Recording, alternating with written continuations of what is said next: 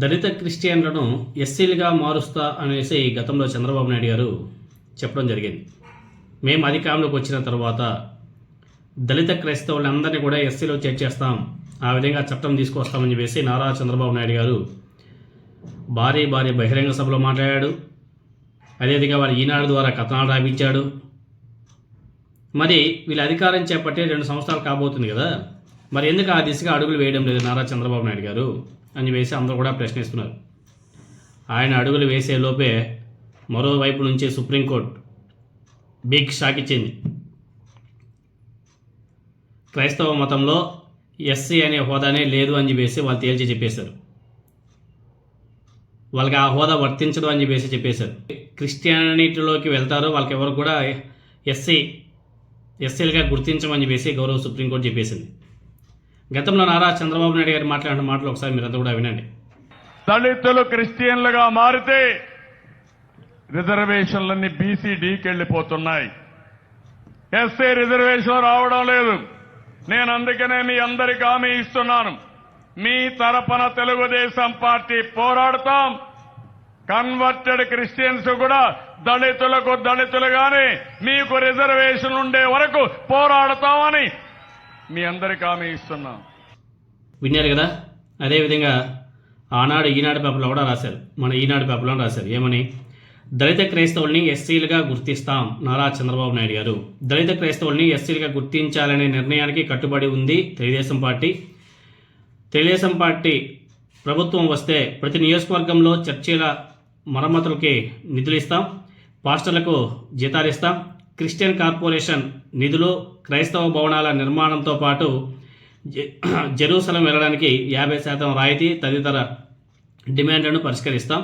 Telugu Desam party ప్రభుత్వ హయాంలో Jerusalem వెళ్ళాలంటే 56,000 ఆర్థిక సాయం ఇచ్చేవాళ్ళం. అదేవిధంగా చర్చిల నిర్మాణానికి 5 లక్షల రూపాయల ఆర్థిక సాయం, గుంటూరులో క్రిస్టియన్ భవన్ నిర్మాణానికి 2 ఎకరాల స్థలం, 10 కోట్ల రూపాయల నిధులు, క్రిస్టియన్ సేవా సంస్థలు, అదేవిధంగా అనాథ శరణాలయాలకు ఆర్థిక సాయం అందిస్తాం అని చెప్పేసి నారా చంద్రబాబు నాయుడు గారు గతంలో చెప్పినటువంటి మాటలు.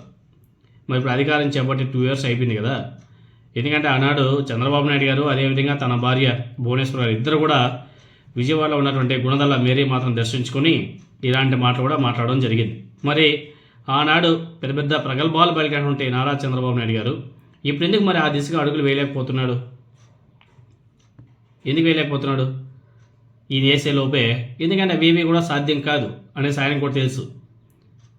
ఆయన అడుగులు వేసే లోపే సుప్రీంకోర్టు నుంచి భారీ బిగ్ షాక్ వచ్చి తగిలింది.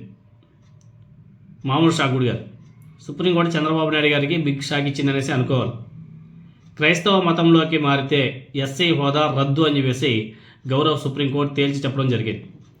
భారత రాజ్యాంగం కల్పించినటువంటి షెడ్యూల్ కులాల అంటే ఎస్సీ రిజర్వేషన్ల ప్రయోజనాలు కేవలం హిందూ, సిక్కు, బౌద్ధ మతస్థులకు మాత్రమే పరిమితం అని చెప్పేసి దేశ అత్యున్నత న్యాయస్థానం గౌరవ సుప్రీంకోర్టు మరోసారి చాలా స్పష్టంగా చెప్పడం జరిగింది. మతం మారిన పాత హోదాను కొనసాగించవచ్చని భావించే వారికి షాక్ ఇస్తూ సుప్రీంకోర్టు సంచలన నిర్ణయం కూడా తీసుకోవడం జరిగింది. అలా తీర్పు కూడా వెలువడించడం కూడా జరిగింది. అంతేకాదు, క్రైస్తవ మతంలోకి మారి ఆ మత ఆచారాలను పాటిస్తున్న వ్యక్తి ఎట్టి పరిస్థితుల్లోనూ ఎస్సీ రిజర్వేషన్లను కానీ ఎస్సీ ఎస్టీ అట్రాసిటీ చట్టం కింద రక్షణకు కానీ పొందలేరు అని చెప్పేసి కూడా గౌరవ సుప్రీంకోర్టు తేల్చి చెప్పింది. అయితే ఎన్నికల్లో ఓట్ల కోసం క్రిస్టియన్లకు ఎస్టీలుగా మారుస్తాం, హోదా కల్పిస్తాం అని చెప్పేసి మాట్లాడినటువంటి నారా చంద్రబాబు నాయుడు గారు లాంటి వ్యక్తులకు సుప్రీంకోర్టు గట్టి స్టాక్ ఇచ్చిందనేసి అనుకోవాలి.